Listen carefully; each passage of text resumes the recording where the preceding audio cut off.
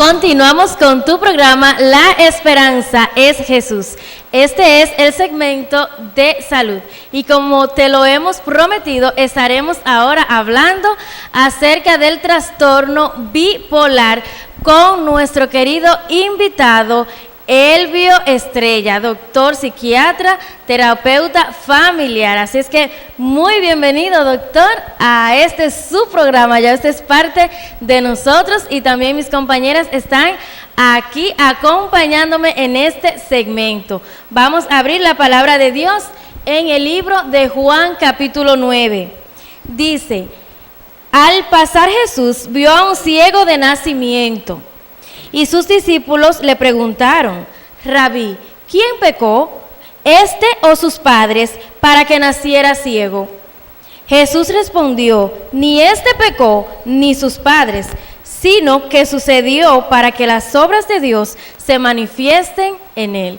Así es, querido amigo, Dios quiere manifestarse en ti y en mí, así como se manifestó en ese ciego. Así es que pon fe, pon de tu parte, escucha la palabra de Dios, ábrele tu corazón, porque Él quiere manifestarse en ti. Vamos entonces a estar hablando acerca de el trastorno bipolar. Doctor, ¿en qué consiste este trastorno?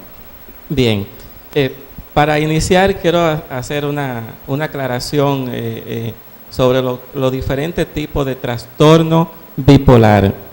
Existen básicamente dos tipos de trastorno bipolar, que es el trastorno bipolar tipo 1 y el trastorno bipolar tipo 2. El trastorno bipolar tipo 1 va a tener tres fases, que son una fase maníaca, una fase depresiva o una fase mixta. Y el trastorno bipolar tipo 2 se caracteriza por dos fases, una fase depresiva y una fase de hipomanía. Entonces, cuando el paciente acude donde nosotros, los psiquiatras, uno lo evalúa, ¿verdad? Y uno lo diagnostica si tiene un trastorno de bipolaridad, ya sea en bipolar 1 o bipolar 2. Entonces, en cuanto al bipolar 1, ya le expliqué que tiene tres fases, la de manía, la de depresión y la fase mixta. La fase depresiva va a presentar todos los síntomas de una depresión mayor, que ya en programas pasados estuvimos hablando sobre la depresión mayor, es decir, todos los síntomas que presenta un paciente con depresión lo va a presentar un bipolar 1 que tenga la fase depresiva.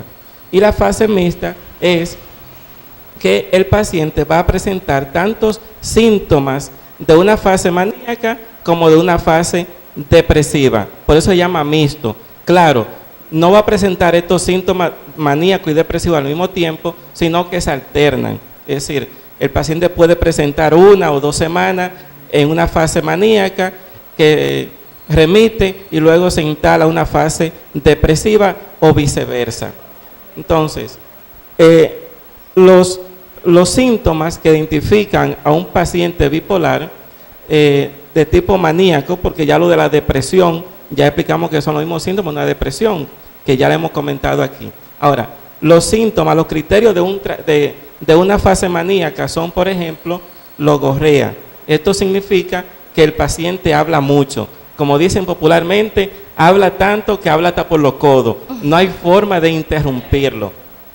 También presenta alteración del sueño, es decir, la persona duerme muy poco. Estas personas con tan solo dormir 3 horas ya se sienten con la suficiente energía para seguir hacia adelante y hacer todas sus actividades. Otro síntoma es aumento de la motricidad. Son personas que tienen un deseo de salir a caminar sin rumbo y a veces hasta se pueden perder. Otro criterio es, por ejemplo, la prodigalidad. Esto significa que la persona se deshace de todas sus cosas, regala toda su ropa, si tiene dinero lo regala todo. Hay pacientes que si tienen dinero en el banco, van y lo sacan del banco y lo regalan. Si tienen una casa que cuesta $1,000,000 de pesos, la venden por $100,000 pesos. Eso se llama prodigalidad. Otro síntoma también, otro criterio del trastorno bipolar es la desinhibición. ¿Qué significa esto? Que el paciente puede desnudarse delante de personas extrañas, salir a la calle y caminar desnudo, es decir, presentan este criterio de desinhibición. Otro criterio es la distractibilidad, es decir, son personas que están hablando con usted, pero están pendientes a todo lo que está a su alrededor. Están hablando con usted y de un momento a otro dicen, pero ese cuadro está muy bonito, esa planta, qué linda es, pero qué bien le quedan esos espejuelos. Cambian el tema, sí. Como... Entonces, aparte, como le decía al principio, son pacientes que presentan logorrea, es decir, que hablan, hablan con mucha productividad y sobre todo que presentan lo que se llama taquixiquia, es decir, hablar rápido, porque los pensamientos del maníaco le llegan al cerebro de una forma muy rápida y así mismo como le llegan esos pensamientos rápidos, así mismo tratan de expresarlo, pero como no pueden expresar tan rápido los pensamientos que le llegan al cerebro, porque le llegan más rápido que lo que ellos pueden expresarlo, y eso hace que presenten lo que se llama fuga de ideas, es decir, que entre un tema y otro se pierde la conexión, cambian de tema. Esos son los criterios que identifican a un paciente en una fase maníaca. Ya los depresivos presentan como tristeza, no tienen deseo de comer, apatía, anedonia, es decir, pierden el deseo de hacer las cosas que antes sentían placer por ello, o puede ser una fase mixta que se alterna.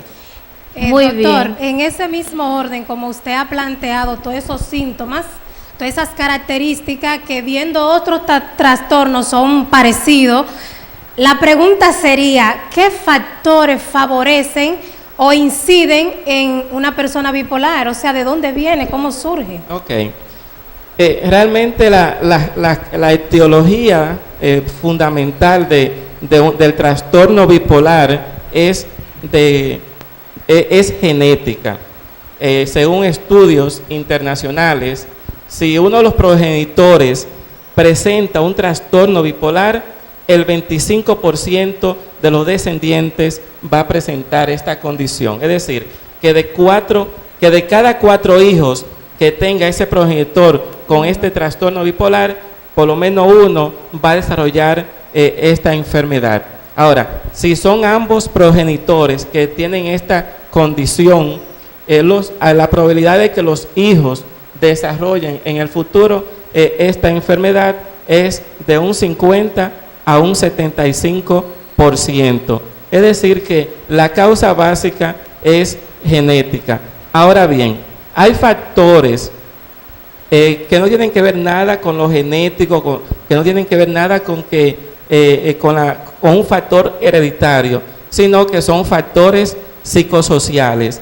Esos factores psicosociales no actúan como la causa, como el componente etiológico que desencadena el trastorno bipolar, sino que son detonantes de la condición, de la susceptibilidad que ya el paciente tiene. Es decir, usted es hijo de un progenitor que tiene esta condición, todavía usted no ha presentado esta enfermedad, se presenta un factor estresante de mucha envergadura, como una catástrofe natural, ya sea como un ciclón, un huracán, o factores existenciales de la vida, como la muerte de un ser querido, problemas de desempleo. Esas situaciones psicosociales le producen un estrés excesivo que la persona no tiene las herramientas para afrontar estos factores psicosociales, entonces ellos actúan como detonante de la susceptibilidad que ya el paciente, la persona tenía. Muy bien, estamos hablando acerca del trastorno bipolar y la palabra bipolar es una palabra que está de moda, que se está usando demasiado, con mucha regularidad. Las personas suelen decir, mira, tú eres bipolar, aquel es bipolar, este es bipolar, y no debemos estar jugando tanto con esta palabra, ya que como lo está explicando nuestro querido doctor Elvio Estrella, esto es un trastorno serio, esto es una enfermedad seria, que no debemos entonces estarla usando como un relajo, ya que no lo es. Doctor, ¿qué debe hacer la familia? ¿Cómo debe actuar la familia con este paciente que tiene este trastorno? Sí. Eso que usted dice es muy importante, de que no se relaje con esto, porque las personas a veces tienden a decirle a otros, tú eres bipolar 1 o bipolar 2. Algunos dicen, ya tú ni bipolar 2, ya tú estás casi en bipolar 3. Es decir, que lo cogen con mucha con mucha libertad esta condición, y realmente es importante que las personas entiendan que ser bipolar es una enfermedad.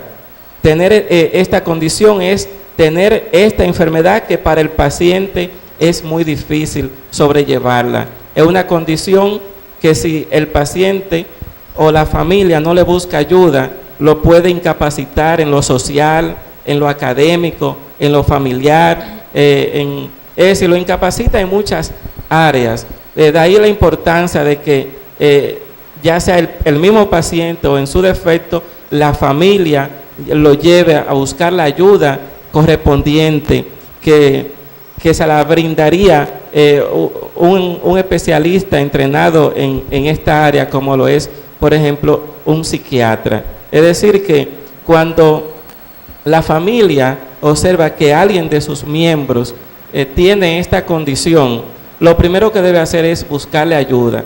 Y la ayuda donde debe ir a buscar es llevándolo a un psiquiatra.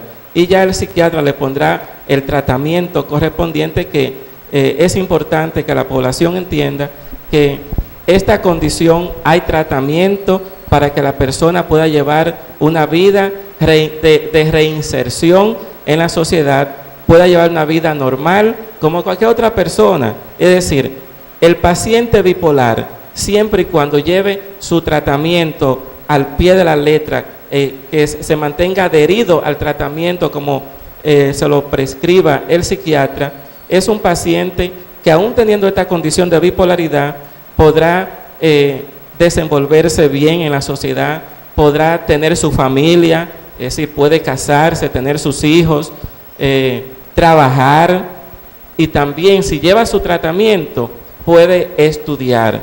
Ahora bien, sin tratamiento nada de estas cosas podrá hacerlo. Por eso la importancia de que le busquen ayuda a tiempo, porque mientras más rápido se busque esa ayuda y se intervenga a este paciente, el pronóstico es mejor. O sea que la familia juega un papel fundamental, muy importante en estas personas que tienen este tipo de trastorno bipolar, porque si la familia no busca ayuda, cosa que no va a ser el mismo, ¿verdad, doctor? La persona que tenga este trastorno, él mismo no va a buscar la ayuda. Por eso entonces aquí entra la familia.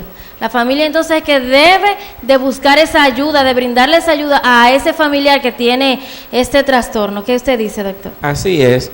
Como en la mayoría de trastornos en psiquiatría, por lo regular, el paciente no es el que no es el que busca la ayuda directamente por su propia voluntad de ir al psiquiatra, sino que por lo regular es el familiar o un ser querido cercano que lo lleva al psiquiatra. Porque, por ejemplo, un paciente bipolar en una fase aguda de su trastorno, que está logorreico, desinhibido, con aumento de la motricidad, con prodigalidad, es decir, está en una condición que él por sí mismo no va a ir a buscar la ayuda, sino que tiene que ir la familia, un ser querido con él y llevarlo. De manera que la familia juega una parte importante en el pronóstico de este paciente. Es decir, el apoyo de la familia es importante para estos pacientes. Si la familia le brinda apoyo, el pronóstico, la reinserción, la mejoría de estos pacientes va a ser más favorable. Bien, doctor, estamos hablando de la familia, la medicina, pero ¿qué en el área espiritual? ¿Qué recomendación usted nos da para que esa persona vuelva y se reintegre a la sociedad o tenga un ánimo espiritual diferente? Mira, las enfermedades realmente, es decir, tenemos que tener en cuenta que son enfermedades, ¿de acuerdo? Y el paciente, la ayuda primordial que necesita es llevarla al especialista que le ponga en su tratamiento. Yo tiendo, por ética, aunque este es un programa cristiano, a no mezclar lo religioso con lo clínico, ¿ves? Porque yo soy médico psiquiatra, yo no soy pastor, yo no soy sacerdote. O sea, la ayuda que yo le brindo es clínica. Ahora, cuando el paciente necesita un apoyo espiritual, yo lo refiero a su sacerdote o a su pastor, si es de una iglesia protestante. ¿Ves? Porque la parte espiritual, un paciente en una crisis, no se le puede estar hablando que mira que busca de Dios, que mira aquello, que, ¿entiendes? Porque tiene una enfermedad, ¿ves? Es decir, la ayuda primordial es la parte clínica, de que se le ponga en tratamiento, el paciente va a mejorar de su condición y ya todas las otras áreas vendrán, como dice la palabra de Dios, por añadidura. Es decir, él se va a insertar a la sociedad, se va a insertar a su familia, podrá estudiar, podrá trabajar, pero eso es con tratamiento, porque sin tratamiento, por más que vaya a la iglesia, nada de eso va a ser posible. Ahora, el Dios es maravilloso, sí, y Dios hace obras grandes, porque si Dios pudo hacer el mundo en 7 días, ¿qué no puede hacer con un ser humano que tenga una enfermedad? Ahora, eso lo hace Dios, eso no lo hago yo. Yo hago la función que a mí me corresponde como psiquiatra, y es aplicar el tratamiento. La parte espiritual yo se la dejo a los sacerdotes o a los pastores. El doctor me decía detrás de cámara que él es un instrumento de Dios, y es así. Entonces, él está tratando, ¿verdad?, de ser claro en sus cosas, pero él está consciente de que él es un instrumento de Dios y de que Dios lo está usando a él. Incluso él me dijo, bueno, la persona tiene que orar antes de venir a mí, la persona tiene que orar para que Dios me use a mí y para que la pastilla o el medicamento que yo le indique le haga bien. O sea que el doctor está consciente de que él es un instrumento de Dios para que nuestros amigos no lo cojan por donde no es. Sí, así es. Doctor, yo tengo una inquietud y es que todo trastorno parte de un tópico. Algunos parten desde el vientre, otro en la infancia, otro en la adolescencia, otro en la adultez. En el caso del trastorno bipolar, ¿a partir de qué edad se puede formalmente diagnosticar?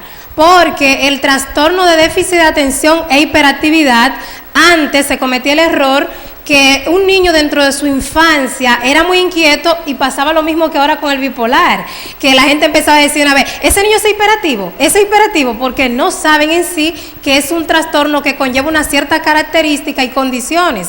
Ahora bien, ya se ha descartado eso, que un niño menor de 5 años no podemos estar diagnosticando que tiene hiperactividad.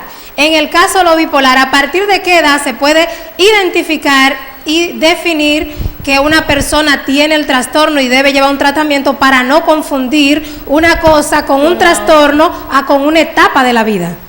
Sí, muy buena, muy interesante su pregunta. Mire, los psiquiatras, es decir, un diagnóstico, para hacer un diagnóstico se toma una serie de elementos.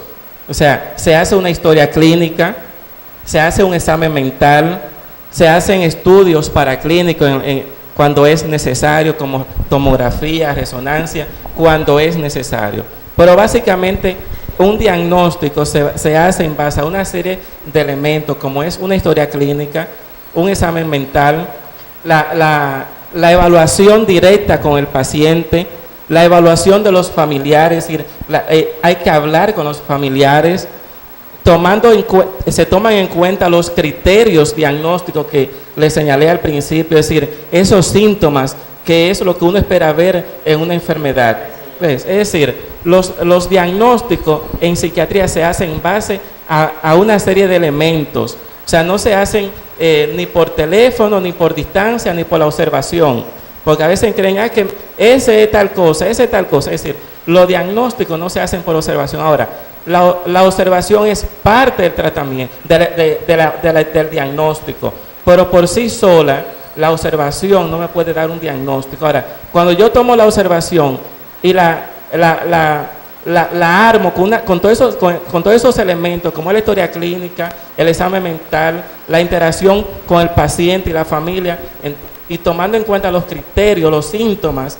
Muy seria, pero el doctor dijo algo muy bueno, muy importante, y es que si la familia busca ayuda y lleva a este familiar, a este paciente, donde un psiquiatra y le da seguimiento a este tratamiento que le será indicado, esta persona puede insertarse nuevamente en la sociedad, puede cumplir todas las funciones de su vida, como estudiar, casarse y trabajar, siempre y cuando lleve su tratamiento.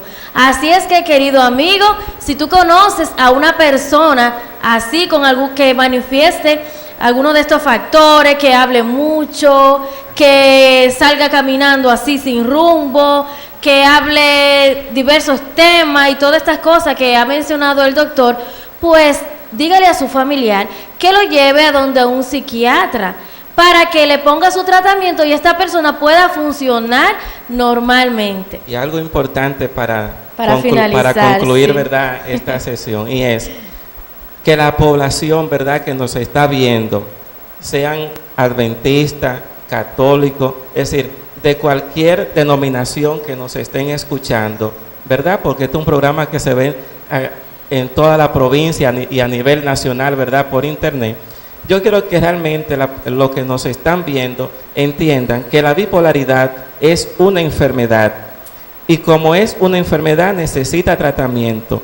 Las enfermedades, para poderse manejar, para poderse curar o para que la persona pueda llevar una vida insertada en la sociedad, necesita de tratamiento. No es cuestión de, como algunos creen, que pon de tu parte. Ninguna enfermedad se mejora, se cura poniendo de nuestra parte. Eso se logra es con tratamiento. Y a nuestros hermanos, ¿verdad?, que nos están viendo de las diferentes denominaciones, ¿verdad?, que entiendan algo. Dios lo puede todo, ¿verdad?, porque creó el mundo, y si pudo crear el mundo, puede hacer muchas otras cosas más.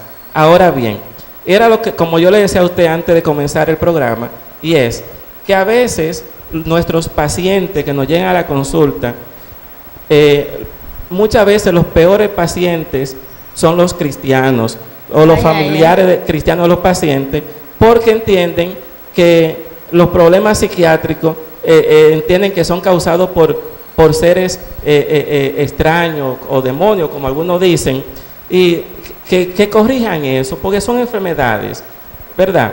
Y que realmente, como yo siempre le digo a mis pacientes, mire, usted es cristiano, ¿verdad? Entonces usted lo que tiene que hacer es orar a Dios para que Dios me dé la inteligencia y me use como su instrumento para curarle su trastorno, y que la pastilla que yo le indico, usted le ore a Dios para que esa pastilla le haga efecto, pero no que diga que Dios me va a curar y que no tengo que tomar medicamento, porque la palabra de Dios dice que ya. Dios a Dios no se prueba. ¿Ves? Es decir, cuando Satanás llevó a Jesús al monte, ¿verdad?, y lo puso en un abismo, le dijo, si tú eres el Hijo de Dios, lánzate al abismo, que Dios va a mandar a los ángeles que te recojan y no te pase nada.